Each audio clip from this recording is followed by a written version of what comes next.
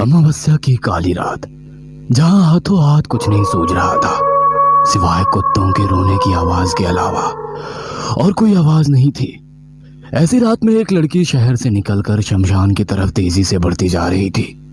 उसकी चाल में जरा भी घबराहट या डर नहीं थी। शमशान पहुंचकर उसने इधर उधर देखा और फिर आगे बढ़ते हुए बीच शमशान में जाकर रुकी। उसने देखा एक तांत्रिक बैठा तंत्र मंत्र कर रहा था और वो लड़की उसके सामने जाकर बैठ गई। अपने हाथ जोड़ते हुए बोली, मैं आ गई।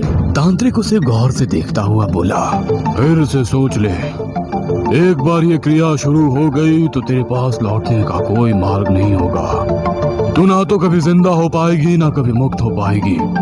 तेरी आत्मा हमेशा हमेशा के लिए यहीं कैद होकर रह जाएगी।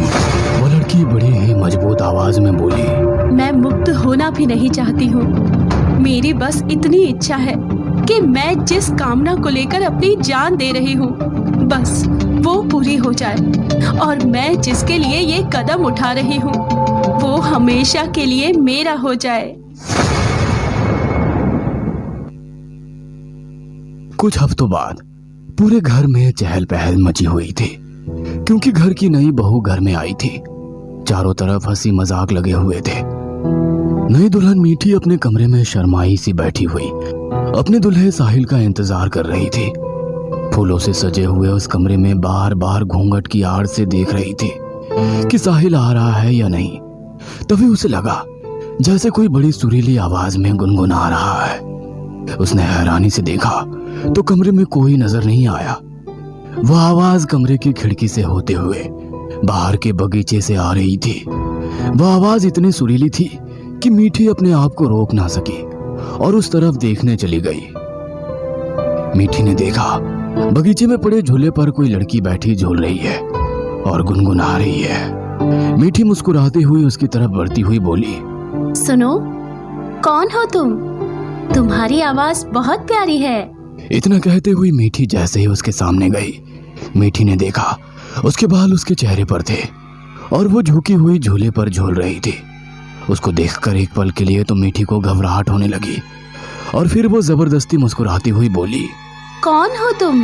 मीठी के इतना कहते ही वो रुकी और एकदम उठ खड़ी हुई और मीठी के सामने आ गई। अचानक उसके चेहरे से बाल उड़े, उसकी सफेद आंखें और झुलसा चेहरा मीठी के सामने आया। ये सब देखकर मीठी डर के मारे चीख उठी और बेहोश हो गई। मीठी की चीख सुनकर सब लोग भीतर से भागते हुए बाहर की तरफ आए। मीठी बेहोश थी। उसके हाथों की चूड़ियां टूटी हुई थी। चूड़ियों से उसके हाथ में लगे जख्म से खून निकल रहा था। साहिल ने उसे अपनी गोद में उठाया और उसे लेकर कमरे में आया। मीठी की सास हैरान परेशान थी। अपनी बहू को देखते हुए बोली, अरे ये कमरे से निकलकर बगीचे में क्या करने गई थी? और ये चूड़ियां, हे भगवान, ये क्या अपशकुन है? नई दुल्हन के हाथ की चूड़ियां टूट गई।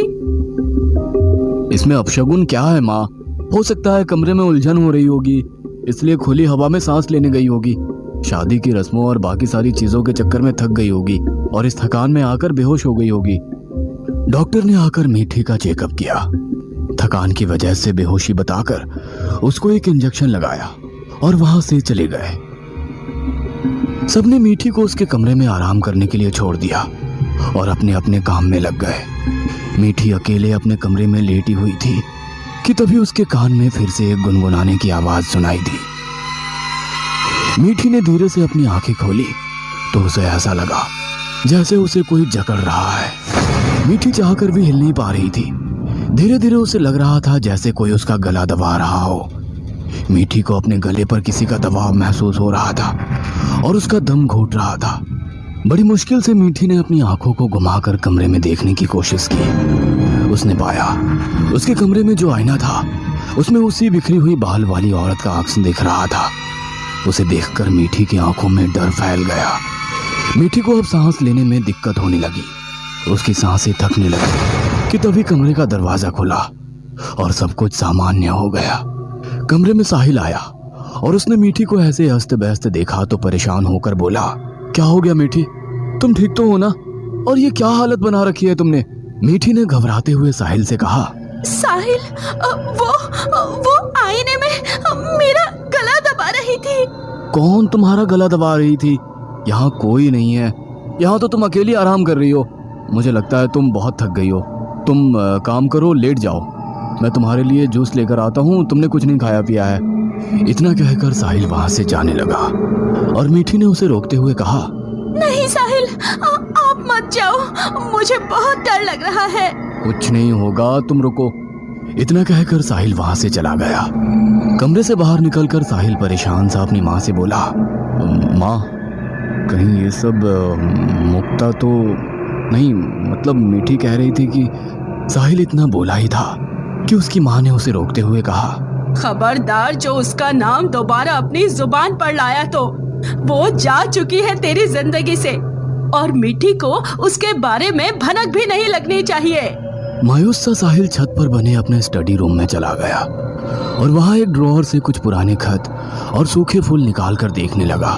साहिल की आंखों से आंसू का एक बूंद टपक कर उस खत पर गिरा और साहिल बोला, तुमसे कितनी बार कहा था मुक्ता कि मुझे तुमसे प्यार नहीं है। तुमने हमारी दोस्ती को क्या से क्या रूप दे दिया, और उसका नतीजा ये हुआ कि मैंने अपनी सबसे अच्छी दोस्त को खो दिया। तभी उस कमरे के खिड़की दरवाजे अपने आप खुलने बंद होने लगे। बाहर आसमान में बादल उमड़ आए थे और तेज हवाएं चलने लगी थी। वह सारे खत इधर उधर उड़कर बिखर गए और उन सूखे फूलों की पंखुड़ियां भी बिखरने लगी। साहिल जल्दी जल्दी उन्हें समेटने में लगा। तभी मेहमानों में आया एक लड़का आकर बोला, साहिल भैया, वो भाभी को कुछ हो गया है, जल्दी चलिए। ये सुनकर साहिल बिना कुछ सोचे समझे नीचे भाग कर आया। साहिल के वहां से निकलते ही उन तमाम खत और फूलों में आग लग गई और वो सब धूं धूं करके जलने लगा। साहिल जब नीचे आया तो उसने देखा कि उसके कमरे का दरवाजा बंद है और भीतर से किसी के गुनगुनाने की आवाज आ रही है। वह आवाज सुनकर साहिल के कदम जहां थे वहीं थम गए। साहिल ने बड़ी हिम्मत करके कमरे का दरवाजा पीटते हुए कहा, मीठी, दरवाजा खोलो। ये क्या बचपना है? तुमने दरवाजा क्यों बंद किया है? लेकिन मीठी ने दरवाजा नहीं खोला। कुछ देर तक जब दरवाजा पीट पीट कर देख लिया और दरवाजा नहीं खोला तो साहिल ने दरवाजा तोड़ने का फैसला किया। उसने कमरे का दरवाजा तोड़ दिया। जब सब कमरे के अंदर गए तो कमरे का नजारा देखकर सबके होश उड़ गए। मीठी ने अजीब तरह से अपने कपड़ों को पहन रखा था। उसने अपने बालों को खोल रखा था और अपने बालों में हर जगह कमरे में सजे हुए फूलों को तोड़कर लगा रही थी।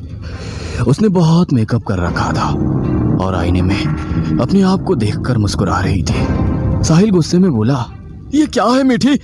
साहिल की आवाज पर मीठी एकदम से उसकी तरफ पलटी और बड़ी अदा से उसकी तरफ बढ़ती हुई आई। साहिल के गले में अपना हाथ डालती हुई बोली, क्यों? मैं तुम्हें अच्छी नहीं लगी?